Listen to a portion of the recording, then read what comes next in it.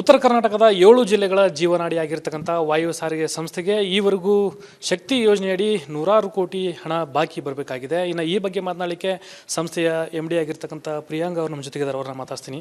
Madam, ಈವರೆಗೂ ಶಕ್ತಿ ಯೋಜನೆ ಆರಂಭದಿಂದನೂ ಕೂಡ ಈವರೆಗೂ ಸಂಸ್ಥೆಗೆ ಎಷ್ಟು ಹಣ ಬಾಕಿ ಇದೆ ಸರ್ಕಾರದಿಂದ ಬರಬೇಕಾಗಿರೋದು? ಶಕ್ತಿ ಯೋಜನೆ ಸುಮಾರು ಜನವರಿ 2023 ಜಾರಿಯಲ್ಲಿದೆ. ಆವಾಗಿಂದ ಇವಾಗವರೆಗೆ ನಾವು ಏನು ಟಿಕೆಟ್ ಮೌಲ್ಯ ಕೊಡ್ತೀವೋ ಅದನ್ನು ನಾವು ಸರ್ಕಾರಿಗೆ ಕ್ಲೈಮ್ ಅಂತ ಕಳಿಸ್ತೀವಿ. ಅದ್ರ ಪೈಕಿ 70-72% ಅವರು ವಾಪಸ್ ಕೊಡ್ತಾಯಿದ್ರು. ಆವಾಗಿಂದ ಈಗ ಜನವರಿ 2026ವರೆಗೆ ಸುಮಾರು 1089 ಕೋಟಿ ಬರೋದು ಬಾಕಿ ಇದೆ. ಈ ಬಗ್ಗೆ ಸರ್ಕಾರದ ಗಮನಕ್ಕೆ ತಂದಿದ್ದಾರೆ ಮೇಡಮ್? ಏನಾದರೂ ಪತ್ರ ಬರೆದಿದ್ದಾರೆ? ಈಗಾಗಲೇ 2 ಸಾರಿ ಬಡ್ಜೆಟ್ ಮೀಟಿಂಗು ಕೂಡ ಆಗಿದೆ. ಸರ್ಕಾರ ಕಾರ್ಯದರ್ಶಿ ಮತ್ತು ಮಾನ್ಯ ಸಚಿವರು, ಮಾನ್ಯ ಮುಖ್ಯಮಂತ್ರಿ ಅವರ ಹತ್ರನೂ ನಾವು ಬೇಡಿಕೆ ಇಟ್ಟಿದ್ದೀವಿ. ಈ ವರ್ಷ ಬಡ್ಜೆಟಲ್ಲಿ ಏನಾದರೂ ಘೋಷಣೆ ಆಗುತ್ತೆ ಅಂತ ನಿರೀಕ್ಷೆಯಲ್ಲಿದ್ದೀವಿ. ಈಗ ಈ ಶಕ್ತಿ ಯೋಜನೆಯಿಂದ ಬರಬೇಕಾಗಿರ್ತಕ್ಕಂಥ ಹಣ ಇದನ್ನು ಹೊರತುಪಡಿಸಿ ವಿಶೇಷ ಅನುದಾನಕ್ಕೆ ಏನಾದರೂ ಸರ್ಕಾರದ ಮೊರೆ ಹೋಗಿದ್ದೀರಾ? ಸರ್ಕಾರಕ್ಕೆ ಪತ್ರ ಬರೆದಿದ್ದೀರಾ? ಈಗಾಗಲೇ ನಾವು ಯಾವಾಗಲೂ ಬಡ್ಜೆಟ್ ಕೇಳುವಾಗ ನಾವು ನಮ್ಮ ಸಿವಿಲ್ ಇನ್ಫ್ರಾಸ್ಟ್ರಕ್ಚರ್ ನಮ್ಮಲ್ಲಿ ಸುಮಾರು 175ಕ್ಕೂ ಮೇಲ್ಪಟ್ಟು ಬಸ್ ಸ್ಟ್ಯಾಂಡ್ಗಳು, 56 ಡಿಪೋಸು ಎಲ್ಲ ಇರ್ತದೆ. ಅದನ್ನು ಅಪ್ಗ್ರೇಡೇಷನ್ ಮೇಂಟೆನೆನ್ಸ್ಗಂತ ನಾವು ಯಾವಾಗಲೂ ಹಣ ಕೇಳ್ತಾನೆ ಇರ್ತೀವಿ. ಸೊ ಆ ಥರ ಈ ವರ್ಷ ನಾವು ಅದಕ್ಕೆ ಪ್ಲಸ್ ನಮ್ಮ ಪಾಸ್ ಅಮೌಂಟನ್ನು ಸ್ವಲ್ಪ ಹೆಚ್ಚು ಮಾಡಿ ಕೊಡಿ, ಮತ್ತು ನಮಗೆ ಇಲ್ಲಿ ಪ್ಲ್ಯಾಂಟ್ ಆ್ಯಂಡ್ ಮಿಷನರಿ ಅವೆಲ್ಲ ಸೇರಿ ಸುಮಾರು 1700 ಕೋಟಿ ನಾವು ಕೇಳಿದ್ದೀವಿ ಸ್ಪೆಷಲ್ ಗ್ರಾಂಟಾಗಿ. ಶಕ್ತಿ ಯೋಜನೆಯಿಂದ ಹಣ ಬರಬೇಕಾಗಿದೆ ಬಾಕಿ, ಸ್ಪೆಷಲ್ ಗ್ರಾಂಟ್ ಕೂಡ ಸರ್ಕಾರದಿಂದ ಬರ್ತಾ ಇಲ್ಲ. ಈ ಎರಡೂ ಸಮಸ್ಯೆಯಿಂದ ಒಂದು ರೀತಿ ಆರ್ಥಿಕ ಸಂಕಷ್ಟವನ್ನು ಯಾವ ರೀತಿ ಸರಿದೂಗಿಸ್ತಾ ಇದ್ದೀರಿ ಮೇಡಮ್? ಇಲ್ಲ, ನಿಜವಾಗ್ಲೂ ಹೇಳಬೇಕಂದ್ರೆ ಶಕ್ತಿ ಯೋಜನೆ ಬಂದ ನಂತರ ನಮ್ಮಲ್ಲಿ ಪ್ರಯಾಣಿಕರು ಹೆಚ್ಚಾಗಿದ್ದಾರೆ. ಶಕ್ತಿ ಯೋಜನೆಗೆ ಮುಂಚಿತವಾಗಿ ನಮ್ಮಲ್ಲಿ ಸುಮಾರು 16 ಲಕ್ಷ ಜನ ಪ್ರಯಾಣ ಮಾಡ್ತಾರೆ. ಈಗ 27 ಲಕ್ಷ ಜನ ಪ್ರಯಾಣ ಮಾಡ್ತಿದ್ದಾರೆ. ಜನರಿಗೆ ಇನ್ನೂ ಒಂದು ಒಳ್ಳೆಯ ಸೇವೆ ಕೊಡೋಕ್ಕೆ ನಮಗೆ ಅವಕಾಶ ಸಿಕ್ಕಿದೆ, ಮತ್ತು ಅದರಿಂದಾಗಿ ಜಾಸ್ತಿ ಜನ ನಮ್ಮ ಬಸ್ಸಲ್ಲಿ ಪ್ರಯಾಣ ಮಾಡೋದಕ್ಕೆ ಈಗ ಇಚ್ಛೆ ಪಡ್ತಾ ಇದ್ದಾರೆ. ಸೊ ಅಟ್ ಎನಿ ಟೈಮ್ ಶಕ್ತಿ ಯೋಜನೆ ನಮ್ಮ ಕಾರ್ಪೊರೇಷನ್ಗೆ ಆ್ಯಕ್ಚುಲಿ ಒಳ್ಳೆಯದೇ ಮಾಡಿದೆ. ಬಟ್ ಈಗೇನು ಅಮೌಂಟ್ ಬರುವುದು ಬಾಕಿ ಇದೆ ಅದನ್ನು ನಾವು ಸರ್ಕಾರ ಇದು ಇಲ್ಲದೆ ನಮಗೆ ಬೇರೆ ಮೂಲಕ ನಮಗೆ ಸರ್ಕಾರ ಹೆಲ್ಪ್ ಮಾಡ್ತಾನೇ ಇದೆ. ಸುಮಾರು 330 ಪ್ಲಸ್ 150 480 ಬಸ್ ಖರೀದಿ ಮಾಡೋಕ್ಕೆ ಈಗಾಗಲೇ ಅನುದಾನವನ್ನು ಬಿಡುಗಡೆ ಮಾಡಿದೆ. ಇದು ಇಲ್ಲದೆ ಮತ್ತು 2000 ಕೋಟಿ 4 ಸಂಸ್ಥೆ ಸೇರಿ ನಮಗೆ ಮಾತ್ರ 646 ಕೋಟಿ PF ಅಮೌಂಟ್ ವಾಪಸ್ ಕಟ್ಟಲಿಕ್ಕೆ ಸರ್ಕಾರಿ ಗೌರ್ಮೆಂಟ್ ಗ್ಯಾರಂಟಿ, ಅದು ಸರ್ಕಾರ ವಾಪಸ್ ತುಂಬುತ್ತದೆ, ಅವೆಲ್ಲನೂ ಕೂಡ ನಮಗೆ ಕೊಟ್ಟಿದ್ದಾರೆ. ಇದನ್ನು ಸೇರಿಸಿ ಕೊಡಿ ಅಂತ ಬೇಡಿಕೆ ಮಾಡ್ತಾ ಇದ್ದೀವಿ. But government is supporting. Thank you. ಇದಿಷ್ಟು ಸಂಸ್ಥೆಯ MD ಆಗಿರ್ತಕ್ಕಂಥ ಪ್ರಿಯಾಂಕ ಅವರ ಮಾತುಗಳು. ಒಂದು ಕಡೆ ಶಕ್ತಿ ಯೋಜನೆಯಿಂದ ಏನು 1080 ಕೋಟಿ ಅನುದಾನ ಬರಬೇಕಾಗಿದೆ. ಇದರ ಜೊತೆಗೆ ವಿಶೇಷ ಅನುದಾನ ಅಂತ ಹೇಳಿ 1700 ಕೋಟಿಗೂ ಅದಕ್ಕೆ ನಾವು ಸರ್ಕಾರದ ಮೊರೆ ಹೋಗಿದ್ದೇವೆ, ಸರ್ಕಾರಕ್ಕೆ ಪತ್ರವನ್ನು ಬರೆದಿದ್ದೆ. ಈ ಬರುವಂಥ ಬಜೆಟ್ನಲ್ಲಿ ನಮಗೆ ಅನುಮೋದನೆಯನ್ನು ಕೊಡಬೇಕು ಅಂತಕ್ಕಂಥ ಮನವಿಯನ್ನು ಕೂಡ ಮಾಡಿದ್ದೀವಿ ಅಂತಕ್ಕಂಥ ಮಾತುಗಳನ್ನು ವ್ಯಕ್ತಪಡಿಸ್ತಾ ಇದ್ದಾರೆ. ಕ್ಯಾಮರಾ ಪರ್ಸನ್ ವಿನಾಯಕ್ ಪೂಜಾರ್ ಜೊತೆ ಪ್ರಕಾಶ್ ಹಿರೇಮಠ, ರಿಪಬ್ಲಿಕ್ ಕನ್ನಡ, ಹುಬ್ಬಳ್ಳಿ. ಉತ್ತರ ಕರ್ನಾಟಕದ 7 ಜಿಲ್ಲೆಗಳ ಜೀವನಾಡಿಯಾಗಿರ್ತಕ್ಕಂಥ ವಾಯು ಸಾರಿಗೆ ಸಂಸ್ಥೆಗೆ ಈವರೆಗೂ ಶಕ್ತಿ ಯೋಜನೆಯಡಿ ನೂರಾರು ಕೋಟಿ ಹಣ ಬಾಕಿ ಬರಬೇಕಾಗಿದೆ. ಇನ್ನು ಈ ಬಗ್ಗೆ ಮಾತನಾಡಲಿಕ್ಕೆ ಸಂಸ್ಥೆಯ MD ಆಗಿರ್ತಕ್ಕಂಥ ಪ್ರಿಯಾಂಕ ಅವರು ನಮ್ಮ ಜೊತೆಗಿದ್ದಾರೆ. ಅವ್ರನ್ನ ಮಾತಾಡ್ತೀನಿ. ಮೇಡಮ್, ಈವರೆಗೂ ಶಕ್ತಿ ಯೋಜನೆ ಆರಂಭದಿಂದನೂ ಕೂಡ ಈವರೆಗೂ ಸಂಸ್ಥೆಗೆ ಎಷ್ಟು ಹಣ ಬಾಕಿ ಇದೆ ಸರ್ಕಾರದಿಂದ ಬರಬೇಕಾಗಿರೋದು? ಶಕ್ತಿ ಯೋಜನೆ ಸುಮಾರು ಜನವರಿ 2023 ಜಾರಿಯಲ್ಲಿದೆ. ಆವಾಗಿಂದ ಇವಾಗವರೆಗೆ ನಾವು ಏನು ಟಿಕೆಟ್ ಮೌಲ್ಯ ಕೊಡ್ತೀವೋ ಅದನ್ನು ನಾವು ಸರ್ಕಾರಿಗೆ ಕ್ಲೈಮ್ ಅಂತ ಕಳಿಸ್ತೀವಿ. ಅದ್ರ ಪೈಕಿ 70-72% ಅವರು ವಾಪಸ್ ಕೊಡ್ತಾಯಿದ್ರು.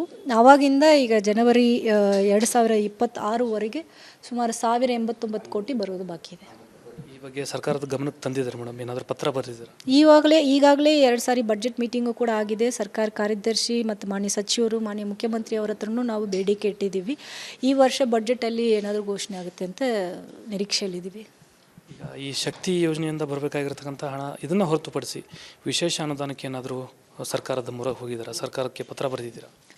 ಈಗಾಗಲೇ ನಾವು ಯಾವಾಗಲೂ ಬಡ್ಜೆಟ್ ಕೇಳುವಾಗ ನಾವು ನಮ್ಮ ಸಿವಿಲ್ ಇನ್ಫ್ರಾಸ್ಟ್ರಕ್ಚರ್ ನಮ್ಮಲ್ಲಿ ಸುಮಾರು 175ಕ್ಕೂ ಮೇಲ್ಪಟ್ಟು ಬಸ್ ಸ್ಟ್ಯಾಂಡ್ಗಳು, 56 ಡಿಪೋಸು ಎಲ್ಲ ಇರ್ತದೆ. ಅದನ್ನು ಅಪ್ಗ್ರೇಡೇಷನ್ ಮೇಂಟೆನೆನ್ಸ್ಗಂತ ನಾವು ಯಾವಾಗಲೂ ಹಣ ಕೇಳ್ತಾನೆ ಇರ್ತೀವಿ.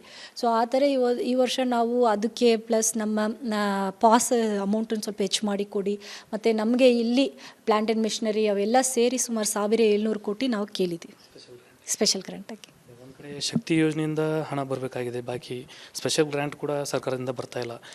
ಈ ಎರಡೂ ಸಮಸ್ಯೆಯಿಂದ ಒಂದು ರೀತಿ ಆರ್ಥಿಕ ಸಂಕಷ್ಟವನ್ನು ಯಾವ ರೀತಿ ಸರಿದೂಗಿಸ್ತಾ ಇದ್ದೀರಿ ಮೇಡಮ್?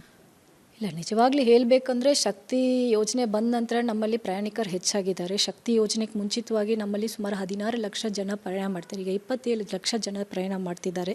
ಜನರಿಗೆ ಇನ್ನೂ ಒಂದು ಒಳ್ಳೆಯ ಸೇವೆ ಕೊಡೋಕ್ಕೆ ನಮಗೆ ಅವಕಾಶ ಸಿಕ್ಕಿದೆ, ಮತ್ತು ಅದರಿಂದಾಗಿ ಜಾಸ್ತಿ ಜನ ನಮ್ಮ ಬಸ್ಸಲ್ಲಿ ಪ್ರಯಾಣ ಮಾಡೋದಕ್ಕೆ ಈಗ ಇಚ್ಛೆ ಪಡ್ತಾ ಇದ್ದಾರೆ. ಸೊ ಅಟ್ ಎನಿ ಟೈಮ್ ಶಕ್ತಿ ಯೋಜನೆ ನಮ್ಮ ಕಾರ್ಪೊರೇಷನ್ಗೆ ಆ್ಯಕ್ಚುಲಿ ಒಳ್ಳೆಯದೇ ಮಾಡಿದೆ. ಬಟ್ ಈಗೇನು ಅಮೌಂಟ್ ಬರುವುದು ಬಾಕಿ ಇದೆ ಅದನ್ನು ನಾವು ಸರ್ಕಾರ ಇದು ಇಲ್ಲದೆ ನಮಗೆ ಬೇರೆ ಬೇರೆ ಮೂಲಕ ನಮಗೆ ಸರ್ಕಾರ ಹೆಲ್ಪ್ ಮಾಡ್ತಾನೇ ಇದೆ. ಸುಮಾರು 330 ಪ್ಲಸ್ 150 480 ಬಸ್ ಖರೀದಿ ಮಾಡೋಕ್ಕೆ ಈಗಾಗಲೇ ಅನುದಾನವನ್ನು ಬಿಡುಗಡೆ ಮಾಡಿದೆ.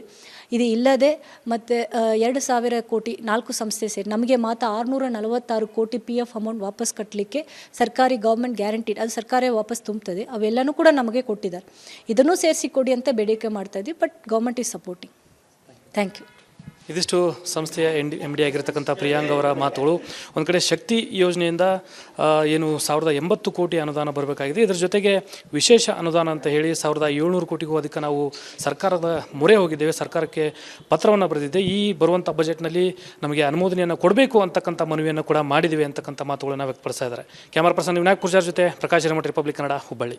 ಉತ್ತರ ಕರ್ನಾಟಕದ 7 ಜಿಲ್ಲೆಗಳ ಜೀವನಾಡಿಯಾಗಿರ್ತಕ್ಕಂಥ ವಾಯು ಸಾರಿಗೆ ಸಂಸ್ಥೆಗೆ ಈವರೆಗೂ ಶಕ್ತಿ ಯೋಜನೆಯಡಿ 100 ಕೋಟಿ ಹಣ ಬಾಕಿ ಬರಬೇಕಾಗಿದೆ. ಇನ್ನು ಈ ಬಗ್ಗೆ ಮಾತನಾಡಲಿಕ್ಕೆ ಸಂಸ್ಥೆಯ MD ಆಗಿರ್ತಕ್ಕಂಥ ಪ್ರಿಯಾಂಕ್ ಅವರು ನಮ್ಮ ಜೊತೆಗಿದ್ದಾರೆ. ಅವ್ರನ್ನ ಮಾತಾಡ್ತೀನಿ. ಮೇಡಮ್, ಈವರೆಗೂ ಶಕ್ತಿ ಯೋಜನೆ ಆರಂಭದಿಂದನೂ ಕೂಡ ಈವರೆಗೂ ಸಂಸ್ಥೆಗೆ ಎಷ್ಟು ಹಣ ಬಾಕಿ ಇದೆ ಸರ್ಕಾರದಿಂದ ಬರಬೇಕಾಗಿರೋದು? ಶಕ್ತಿ ಯೋಜನೆ ಸುಮಾರು ಜನವರಿ 2023 ಜಾರಿಯಲ್ಲಿದೆ. ಆವಾಗಿಂದ ಇವಾಗವರೆಗೆ ನಾವು ಏನು ಟಿಕೆಟ್ ಮೌಲ್ಯ ಕೊಡ್ತೀವೋ ಅದನ್ನು ನಾವು ಸರ್ಕಾರಿಗೆ ಕ್ಲೈಮ್ ಅಂತ ಕಳಿಸ್ತೀವಿ.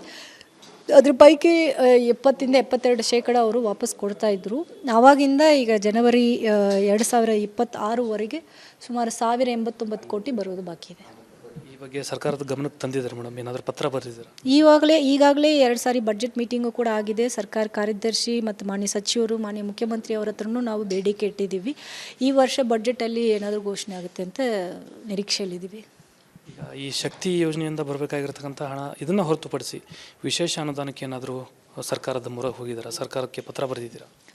ಈಗಾಗಲೇ ನಾವು ಯಾವಾಗಲೂ ಬಡ್ಜೆಟ್ ಕೇಳುವಾಗ ನಾವು ನಮ್ಮ ಸಿವಿಲ್ ಇನ್ಫ್ರಾಸ್ಟ್ರಕ್ಚರ್ ನಮ್ಮಲ್ಲಿ ಸುಮಾರು 175ಕ್ಕೂ ಮೇಲ್ಪಟ್ಟು ಬಸ್ ಸ್ಟ್ಯಾಂಡ್ಗಳು, 56 ಡಿಪೋಸು ಎಲ್ಲ ಇರ್ತದೆ. ಅದನ್ನು ಅಪ್ಗ್ರೇಡೇಷನ್ ಮೇಂಟೆನೆನ್ಸ್ಗಂತ ನಾವು ಯಾವಾಗಲೂ ಹಣ ಕೇಳ್ತಾನೆ ಇರ್ತೀವಿ. ಸೊ ಆ ಥರ ಈ ವರ್ಷ ನಾವು ಅದಕ್ಕೆ ಪ್ಲಸ್ ನಮ್ಮ ಪಾಸ್ ಅಮೌಂಟನ್ನು ಸ್ವಲ್ಪ ಹೆಚ್ಚು ಮಾಡಿ ಕೊಡಿ, ಮತ್ತು ನಮಗೆ ಇಲ್ಲಿ ಪ್ಲ್ಯಾಂಟ್ ಆ್ಯಂಡ್ ಮಿಷನರಿ ಅವೆಲ್ಲ ಸೇರಿ ಸುಮಾರು 1700 ಕೋಟಿ ನಾವು ಕೇಳಿದ್ದೀವಿ ಸ್ಪೆಷಲ್ ಗ್ರಾಂಟಾಗಿ. ಶಕ್ತಿ ಯೋಜನೆಯಿಂದ ಹಣ ಬರಬೇಕಾಗಿದೆ, ಬಾಕಿ ಸ್ಪೆಷಲ್ ಗ್ರ್ಯಾಂಟ್ ಕೂಡ ಸರ್ಕಾರದಿಂದ ಬರ್ತಾ ಇಲ್ಲ. ಈ ಎರಡೂ ಸಮಸ್ಯೆಯಿಂದ ಒಂದು ರೀತಿ ಆರ್ಥಿಕ ಸಂಕಷ್ಟವನ್ನು ಯಾವ ರೀತಿ ಸರಿದೂಗಿಸ್ತಾ ಇದ್ದೀರಿ ಮೇಡಮ್? ಇಲ್ಲ, ನಿಜವಾಗ್ಲೂ ಹೇಳಬೇಕಂದ್ರೆ ಶಕ್ತಿ ಯೋಜನೆ ಬಂದ ನಂತರ ನಮ್ಮಲ್ಲಿ ಪ್ರಯಾಣಿಕರು ಹೆಚ್ಚಾಗಿದ್ದಾರೆ. ಶಕ್ತಿ ಯೋಜನೆಗೆ ಮುಂಚಿತವಾಗಿ ನಮ್ಮಲ್ಲಿ ಸುಮಾರು 16 ಲಕ್ಷ ಜನ ಪ್ರಯಾಣ ಮಾಡ್ತಾರೆ. ಈಗ 27 ಲಕ್ಷ ಜನ ಪ್ರಯಾಣ ಮಾಡ್ತಿದ್ದಾರೆ. ಜನರಿಗೆ ಇನ್ನೂ ಒಂದು ಒಳ್ಳೆಯ ಸೇವೆ ಕೊಡೋಕ್ಕೆ ನಮಗೆ ಅವಕಾಶ ಸಿಕ್ಕಿದೆ. ಮತ್ತು ಅದರಿಂದಾಗಿ ಜಾಸ್ತಿ ಜನ ನಮ್ಮ ಬಸ್ಸಲ್ಲಿ ಪ್ರಯಾಣ ಮಾಡೋದಕ್ಕೆ ಈಗ ಇಚ್ಛೆ ಪಡ್ತಾ ಇದ್ದಾರೆ. ಸೊ ಅಟ್ ಎನಿ ಟೈಮ್ ಶಕ್ತಿ ಯೋಜನೆ ನಮ್ಮ ಕಾರ್ಪೊರೇಷನ್ಗೆ ಆ್ಯಕ್ಚುಲಿ ಒಳ್ಳೆಯದೇ ಮಾಡಿದೆ. ಬಟ್ ಈಗೇನು ಅಮೌಂಟ್ ಬರುವುದು ಬಾಕಿ ಇದೆ ಅದನ್ನು ನಾವು ಸರ್ಕಾರ ಇದು ಇಲ್ಲದೆ ನಮಗೆ ಬೇರೆ ಬೇರೆ ಮೂಲಕ ನಮಗೆ ಸರ್ಕಾರ ಹೆಲ್ಪ್ ಮಾಡ್ತಾನೇ ಇದೆ. ಸುಮಾರು 330 ಪ್ಲಸ್ 150 480 ಬಸ್ ಖರೀದಿ ಮಾಡೋಕ್ಕೆ ಈಗಾಗಲೇ ಅನುದಾನವನ್ನು ಬಿಡುಗಡೆ ಮಾಡಿದೆ. ಇದು ಇಲ್ಲದೆ ಮತ್ತು 2,000 ಕೋಟಿ 4 ಸಂಸ್ಥೆ ಸೇರಿ ನಮಗೆ ಮಾತ್ರ 646 ಕೋಟಿ PF ಅಮೌಂಟ್ ವಾಪಸ್ ಕಟ್ಟಲಿಕ್ಕೆ ಸರ್ಕಾರಿ ಗೌರ್ಮೆಂಟ್ ಗ್ಯಾರಂಟಿ ಅದು ಸರ್ಕಾರ ವಾಪಸ್ ತುಂಬುತ್ತದೆ ಅವೆಲ್ಲನೂ ಕೂಡ ನಮಗೆ ಕೊಟ್ಟಿದ್ದಾರೆ. ಇದನ್ನು ಸೇರಿಸಿ ಕೊಡಿ ಅಂತ ಬೇಡಿಕೆ ಮಾಡ್ತಾ ಇದ್ವಿ. But government is supporting. Thank you.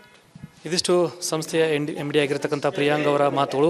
ಒಂದು ಕಡೆ ಶಕ್ತಿ ಯೋಜನೆಯಿಂದ ಏನು 1080 ಕೋಟಿ ಅನುದಾನ ಬರಬೇಕಾಗಿದೆ. ಇದರ ಜೊತೆಗೆ ವಿಶೇಷ ಅನುದಾನ ಅಂತ ಹೇಳಿ 1700 ಕೋಟಿಗೂ ಅಧಿಕ ನಾವು ಸರ್ಕಾರದ ಮೊರೆ ಹೋಗಿದ್ದೇವೆ, ಸರ್ಕಾರಕ್ಕೆ ಪತ್ರವನ್ನು ಬರೆದಿದ್ದೆ. ಈ ಬರುವಂಥ ಬಜೆಟ್ನಲ್ಲಿ ನಮಗೆ ಅನುಮೋದನೆಯನ್ನು ಕೊಡಬೇಕು ಅಂತಕ್ಕಂಥ ಮನವಿಯನ್ನು ಕೂಡ ಮಾಡಿದ್ದೀವಿ ಅಂತಕ್ಕಂಥ ಮಾತುಗಳನ್ನು ವ್ಯಕ್ತಪಡಿಸ್ತಾ ಇದ್ದಾರೆ. ಕ್ಯಾಮರಾ ಪರ್ಸನ್ ವಿನಾಯಕ್ ಪೂಜಾರ್ ಜೊತೆ ಪ್ರಕಾಶ್ ಹಿರೇಮಠ, ರಿಪಬ್ಲಿಕ್ ಕನ್ನಡ, ಹುಬ್ಬಳ್ಳಿ.